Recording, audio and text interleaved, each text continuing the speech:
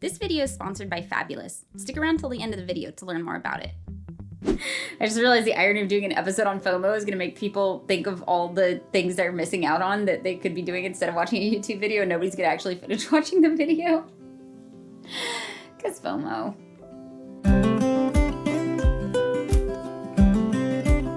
So I did this vlog recently about how nothing is a waste of time, and what some people commented in the comments was, well, okay, yeah, maybe you get something out of everything you do, but there could be something better that you get out of doing something else. There's something else you could be doing instead. There's this kind of opportunity cost, and that is true. However, there is a bit of a danger in thinking that way about too many things. Opportunity cost is definitely something I am concerned about in terms of things like treatment for ADHD. If you're doing things that aren't working, that does cost the opportunity of putting time and effort and energy into things that actually would work.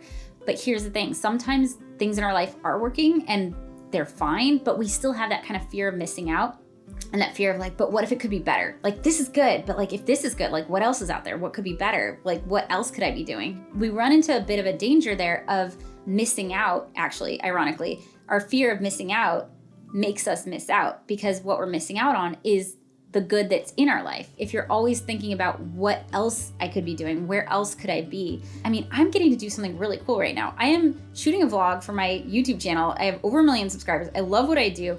You know what else I can be doing? I could be like on a yacht right now, drinking champagne and like partying. But here's the thing. A, I don't know if that would make me any happier than what I'm doing right now. But B, then I would be missing out on this. No matter what we do in life, we're going to miss out on things. I think that wondering what else is out there when we're not satisfied with what's in our life is perfectly normal and natural. But if we've got a pretty good life and we can't stop thinking about how it could be better because we're afraid of missing out, that is actually how we end up missing out. And so if I don't want to miss out, really the best thing that I can do is be present for the things that are in my life, to be present for the life that I am living. And there's actually some really cool research on this about being mindful in your life, in all of the moments, good and bad, actually contributes to greater life satisfaction. And so me thinking about all the things I could be doing instead is actually taking away from my ability to be present in this moment, which is taking away from my life satisfaction. So no matter what our choices are, we're going to miss out on stuff. And I think the key to it, at least for me personally, is really thinking about, instead of what am I missing out on, what am I being present for? Like, what is in my life? Are the things that are in my life things that are fulfilling and make me happy? Do I feel good about them? Because if not, then maybe they don't belong in my life, because we only have so much time. We only have so much energy. And so if my life contains things that I don't like doing, then that's taking space away from things that could be fulfilling for me. If you look at the things in your life one by one and go, how do I feel about this? Is this fulfilling? Is this something that's right for me now? Or is this something I'm holding on to that I thought I wanted a long time ago and I just haven't let go of? I don't think we can ever make it so we don't miss out on stuff, but what we can do is make it so that the things that are in our life are fulfilling. And if they're not, cut them out and make room for things that will be, or might be, at least to try them out. And we won't know until we try. Also, brains are really bad at guessing what's actually gonna make us happy. Sometimes the things that we think we really want end up not making us happy. And sometimes the worst, most miserable situations, we actually find happiness and satisfaction and fulfillment by navigating those. So that's the other thing. Like, we can think we know it would have been better if, but we don't actually know. Things feel like a waste of time in the moment, but like years later, that turns out to be exactly the experience you needed for something else that is fulfilling. I did waste a lot of time and money and energy on acting classes for a career that didn't pan out, but you know what?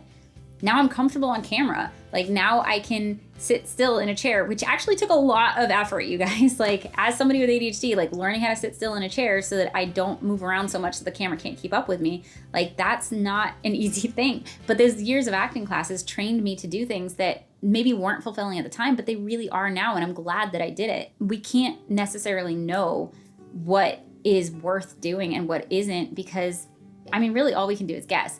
There are a couple of strategies though. There's one that someone taught me, which is this rocking chair. Imagine yourself at the end of your life and you're sitting in a rocking chair. Like, you're, 95 years old, and you're looking back on your life and you're happy. It was a good life. It was a satisfying and fulfilling life, and you feel good about it. What did you do? Like, what are you reminiscing about?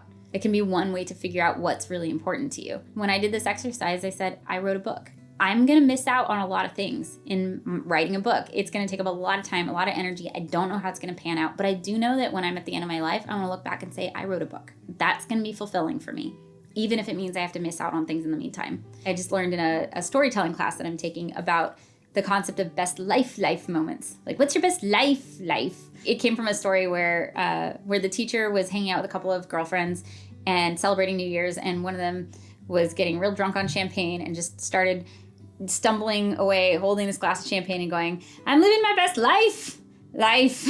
And so they came up with this concept of best life moments, and the value in thinking about the moments where you feel like you're living your best life. If you think about the times in your life where you felt really happy and you felt really good and like, I'm glad I'm here. If you think about what those moments are and what surrounded them, what was going on, it's a way to figure out what your values are, because a lot of times they have something in common. If all your best life moments are like intimate one-on-one conversations, like, then that's a value for you. And maybe, yeah, I could be on a yacht drinking champagne, but like, I'm not gonna care as much about that as I am sitting and talking to one person and having coffee. If all your best life moments that you can remember as a parent are like with your kids, that's what's most important to you. And so like, that's a great use of your time, even if you could be somewhere else. There's a lot of tricks for figuring out like what your values are and what's important to you and where your time matters.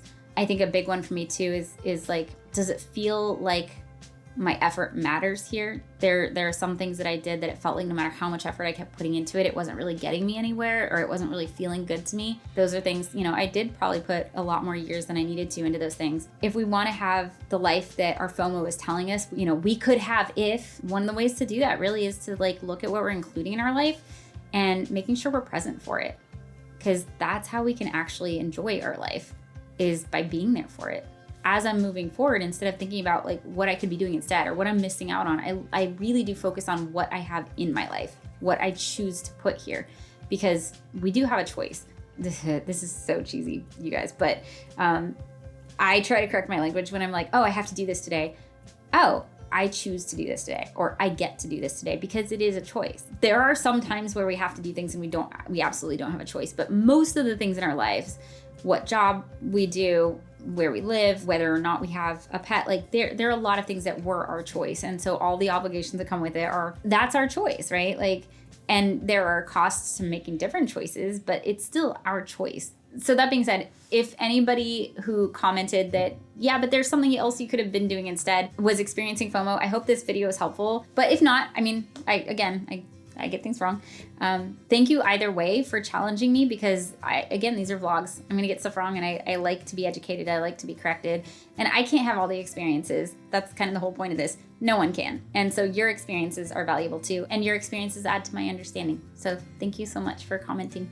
This video is sponsored by Fabulous, which I started using last year as I was trying to build routines for myself that I could actually follow. I completed the first journey, which helped me set up my morning routine. I learned to take care of myself before starting my day by working out, meditating, and those habits have stuck even when I stopped using the app every day. Now I'm starting a second journey to learn how to get a good night's sleep.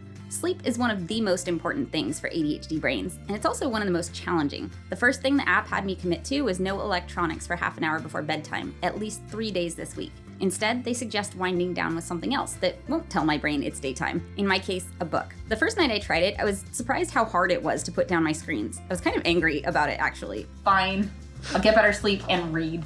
And I was kind of angry with how much better I slept because of it. I ended up waking up right before my alarm even went off. This journey is definitely going to be more challenging for me, but I'm excited to see how it goes. If you're not familiar with Fabulous, Fabulous is the #1 self-care app to help you build better habits and achieve your goals. It's based on behavioral science and breaks down scientifically proven healthy habits into small tasks so you can achieve them every day.